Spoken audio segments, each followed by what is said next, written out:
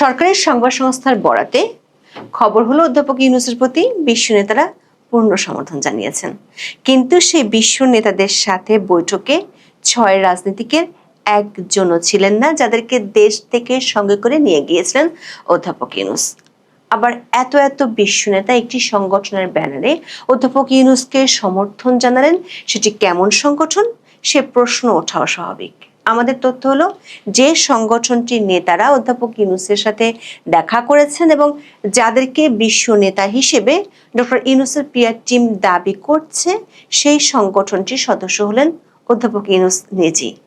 আজারবাইজানের এই সংগঠন, যার নাম এনজিআইসি, তার পার্টনারও ইউনূস সেন্টার। এমনকি গত বছর এই সংগঠনের মহাসচিব ইউনেস্কোর নামে একটি ভুয়া পুরস্কারের আয়োজন করে অধ্যাপক ইউনূসের জন্য বিব্রতকর পরিস্থিতি তৈরি করেছিলেন। আরও চমকপ্রদ তথ্য হলো অধ্যাপক ইউনূসের এই বিদেশি ঘনিষ্ঠজনদের মধ্যে ইসরায়েলের সাবেক উপপ্রধানমন্ত্রী ও পররাষ্ট্রমন্ত্রী জিপি লিপনিও আছেন এই সংগঠনে। প্রশ্ন উঠেছে, জাতিসংঘে দাঁড়িয়ে দ্বিরাষ্ট্র ফর্মুলায় ফিলিস্তিনি সংকটের সমাধান চেয়ে আবার ইসরায়েল ঘনিষ্ঠ সংগঠনের সমর্থন নিয়ে কেন উল্লসিত অধ্যাপক ইউনূস? তিনি নিজেই কেন সেই সংগঠনের সদস্য পদ আঁকড়ে আছেন?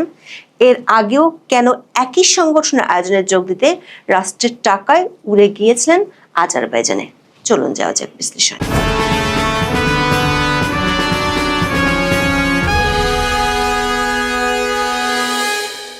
জাতিসংঘের সাধারণ পরিষদের 26শে সেপ্টেম্বর ভাষণে প্রধান উপদেষ্টা ডক্টর মোহাম্মদ ইউনূস বাংলাদেশের জনগণ ও বিশ্বের বিবেকবান নাগরিকদের পক্ষ থেকে তিনি জোরালো দাবি জানিয়েছেন, পূর্ব জেরুজালেমকে রাজধানী করে একটি স্বাধীন ফিলিস্তিন রাষ্ট্র প্রতিষ্ঠার মাধ্যমে এই সমস্যার দ্বিরাষ্ট্রভিত্তিক সমাধান এখনই বাস্তবায়ন করার। অথচ সেদিনই অধ্যাপক ইউনূস বৈঠক করলেন। 1 সেপ্টেম্বর বেশ কিছু গণমাধ্যমে খবর প্রকাশিত হয়। সে খবরে বলা হয়, ডক্টর মোহাম্মদ ইউনূস এবং তার অন্তর্বর্তী সরকারকে বিশ্ব নেতাদের বিশাল একটি দল পূর্ণ সমর্থন জানিয়েছে। এই প্রতিবেদনে বলা হয়, বিশ্বের প্রভাবশালী নেতারা 26শে সেপ্টেম্বর নিউ ইয়র্কে ডক্টর ইউনূসের হোটেল সুটে সমবেত হন। তারা বাংলাদেশকে এই গুরুত্বপূর্ণ সময়ে সহযোগিতা পরামর্শ দেওয়ার অঙ্গীকার করেন। দলটির নেতৃত্ব দেন লাটভিয়ার সাবেক প্রেসিডেন্ট এবং নিজামী গঞ্জাবি ইন্টারন্যাশনাল সেন্টারের বা এনজিআইসির সাবেক প্রেসিডেন্ট ভাইরা ভিকে ফ্রেইবার্গার। এনজিআইসির নামকরণ করা হয়েছে একাদশ শতকের পারস্য কবি নিজামী গঞ্জাভির নামে।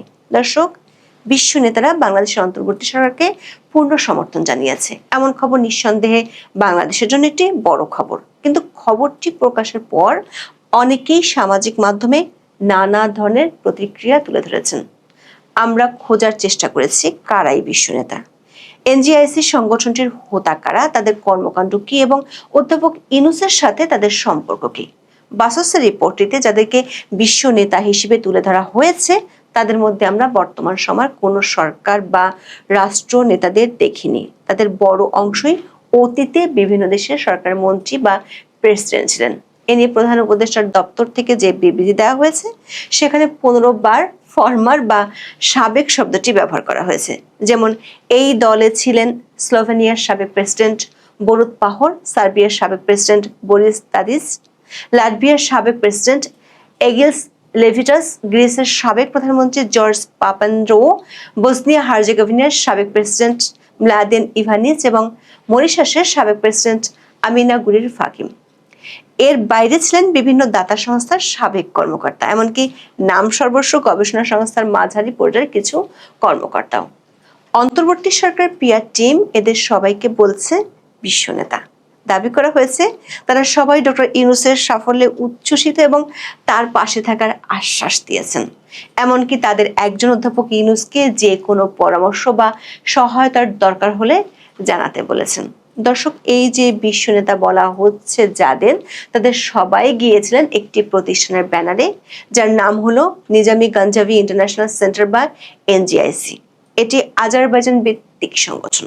মজার বিষয় হলো, এই প্রতিষ্ঠানের ওয়েবসাইটে সদস্যদের তালিকায় জল করে ছবি সহ রয়েছে অধ্যাপক ইউনূসের নাম। নিজের প্রতিষ্ঠানের লোকজনের প্রচার নিজেই করছেন অধ্যাপক ইউনূস। বাতাসের বরাতে প্রথম আলোয় প্রকাশিত প্রতিবেদনটিতে সাবেক 10 জন রাষ্ট্রনেতার নাম রয়েছে। এদের মধ্যে 4 জনই এনজিআইসি সদস্য। এছাড়া সার্বিয়ার সাবেক প্রেসিডেন্ট বরিস তাদিস, বুলগেরিয়ার সাবেক 2 প্রেসিডেন্ট রোসেন প্লেভনেলিভ এবং পেতার তোস্তোয়ানভ, ক্রোয়েশিয়ার সাবেক প্রেসিডেন্ট ইভো জোসিপোভিচ এই সংস্থার যুক্ত আছেন বোর্ড অব ট্রাস্টি হিসেবে। অর্থাৎ 26শে সেপ্টেম্বর নিউ ইয়র্কের হোটেলে কথিত যেসব বিশ্ব নেতারা গিয়েছিলেন তাদের বলতে গেলে সবাই ডক্টর ইউনূসের নিজের সংস্থা এনজিআইসির সঙ্গে যুক্ত। দর্শক, চমক আরও আছে। সেদিন অন্য যেসব সংগঠন ডক্টর ইউনূসের পাশে থাকার আশ্বাস দিয়েছে তাদের সঙ্গেও সংযোগ রয়েছে এনজিআইসির।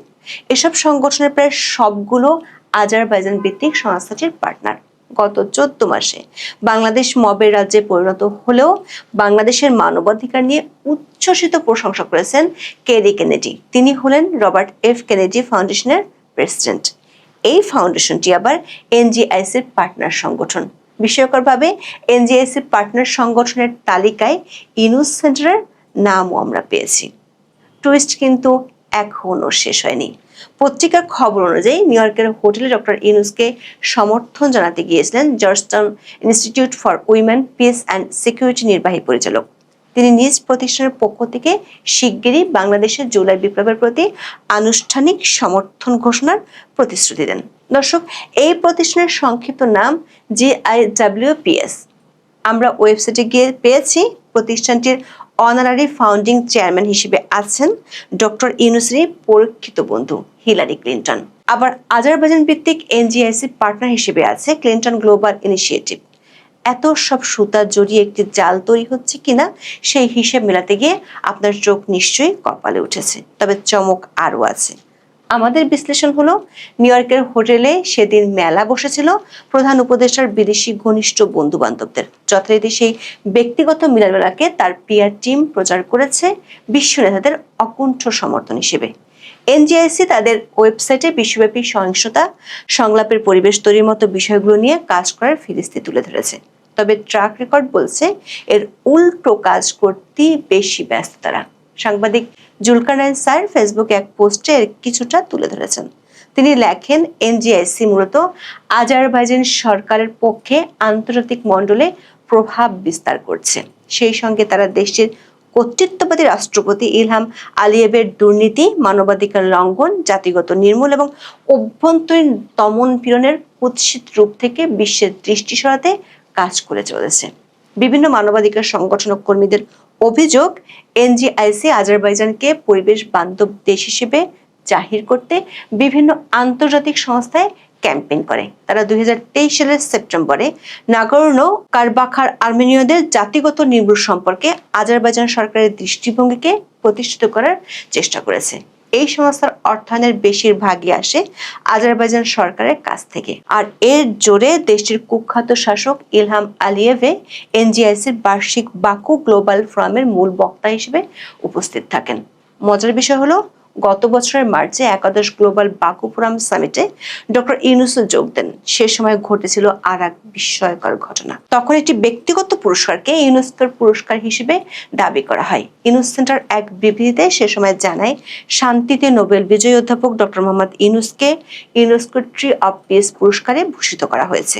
বিষয়টি নিয়ে আলোচনার মধ্যে পড়ে বিবৃতি দেয় ইউনেস্কো। তারা জানায়, ট্রি অব পিস ইউনেস্কোর কোনো অফিসিয়াল আওয়াজ নয়।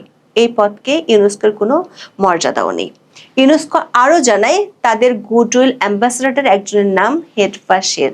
হেডভাশের হলেন একজন ইসরায়েলি ভাস্কর। ব্যক্তিগতভাবে ট্রি অব পিস নামের একটি শিল্পকর্ম তৈরি করে সেটি ডক্টর ইউনূসকে উপহার দিয়েছেন। এ বিষয়ে ইউনেস্কোর সঙ্গে কোনো কথা বলা হয়নি, এমনকি ওই অনুষ্ঠানের সঙ্গেও ইউনেস্কোর সংশ্লিষ্টতা ছিল না বলে তখন জানিয়েছিল জাতিসংঘের সংস্থাটি। দর্শক, ইসরায়েলি বংশোদ্ভূত 77 বছর বয়সী ভাস্কর হেডভাশের সম্পর্কেও আমরা অনুসন্ধান চালিয়েছি। মজার বিষয় হলো, এই শিল্পীও আজারবাইজানের এনজিআইসির একজন সদস্য। অর্থাৎ ঘুরে ফিরে সেই আজারবাইজান কেন্দ্রিক সংস্থা থেকেই বিশ্বব্যাপী ডক্টর ইউনূসের সুহৃদকুলের বিস্তৃতি দেখা যাচ্ছে। এই সংস্থাটি গত নভেম্বরে আজারবাইজানের রাজধানী বাকুতে COP29 সামিট আয়োজনে ব্যাপক ভূমিকা রেখেছিল, আর সেখানে রাষ্ট্রের টাকায় বিশাল বহর নিয়ে গিয়েছিলেন ডক্টর মোহাম্মদ ইউনূস। এই এনজিআইসির সাথে যে অধ্যাপক ইউনূসের ঘনিষ্ঠ সম্পর্ক, সেটির প্রমাণ অনলাইনেই পাওয়া যায়। সংগঠনটির মহাসচিব রোপসান মুরাদ্দব গত 28 মার্চ চীনে গিয়ে অধ্যাপক ইউনূসের সাথে বৈঠক করেন। দর্শক, এই এনজিআইসি কি শুধুই আজারবাইজানের স্বার্থ রক্ষা করছে?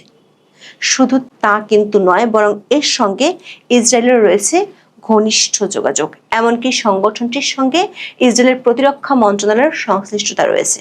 সংস্থাটিতে ডক্টর ইউনূসের মতো ব্যক্তিত্বদের পাশাপাশি সদস্য হিসেবে আছেন ইসরায়েলের সাবেক প্রেসিডেন্ট ডালিয়া ইজ্জিক এবং সাবেক প্রধানমন্ত্রী ইহুদ বারাক। এছাড়া সাবেক পররাষ্ট্র এবং উপপ্রধানমন্ত্রী জিপি লিবনি বোর্ড অব ট্রাস্টির সদস্য।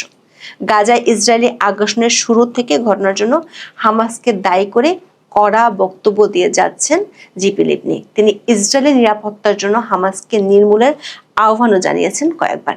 বিস্ময়করভাবে ডক্টর ইউনূসের সঙ্গে একই সংস্থায় সদস্য হিসেবে থাকা লিবনি জাতিসংঘ সম্মেলন উপলক্ষে এখন অবস্থান করছেন নিউ ইয়র্কে। সম্প্রতি এক বার্তায় লিবনি জানান, জাতিসংঘের সাধারণ পরিষদের অধিবেশনের সময় এনজিআইসির উচ্চ পর্যায়ের একটি বৈঠক আয়োজন করে থাকে। সেখানে বিশ্বব্যাপী কর্মপরিকল্পনা এবং উন্নত বিশ্ব গড়ার উপায় নিয়ে বক্তারা আলোচনা করেন। বলাই বাহুল্য, নিউ ইয়র্কে আয়োজিত এবারের সেই বৈঠকে আলোচক হিসেবে অধ্যাপক ইউনূস যোগ দেন। এনজিআইসির ফেসবুক পেজে তাকে নিয়ে প্রচারও চালানো হয়েছে। প্রশ্ন উঠেছে, ইসরায়েলের সঙ্গে ঘনিষ্ঠ প্রতিষ্ঠানটির সঙ্গে বাংলাদেশের প্রধান উপদেষ্টার এতটা ঘনিষ্ঠতার কারণ কি? দর্শক, এনজিআইসির বন্ধু বান্ধবদের সঙ্গে মিলন মেলাকে বিশ্ব নেতাদের সমর্থন হিসেবে প্রচার করছে অন্তর্বর্তী সরকারের পিআর টিম। তবে এনজিআইসির ফেসবুক পেজ বলছে অন্য কথা। তারা বৈঠকটিকে নিজ সংগঠনের সদস্যদের সঙ্গে আলোচনা হিসেবেই তুলে ধরেছে। সংস্থাটির এক পোস্টে বলা হয়, জাতিসংঘ সাধারণ পরিষদের 80তম অধিবেশনের ফাঁকে বাংলাদেশের প্রধান উপদেষ্টা অধ্যাপক মোহাম্মদ ইউনূস এনজিআইসির সদস্যদের স্বাগত জানান। আমাদের প্রশ্ন হলো, বাংলাদেশের প্রধান উপদেষ্টার সমর্থন বাড়াতে আজারবাইজানের একটি বিতর্কিত সংস্থা কেন মাঠে রয়েছে? এখন এ পর্যন্ত। সবাই ভালো থাকুন, সুস্থ থাকুন, নিরাপদে থাকুন। দেখা হবে আগামী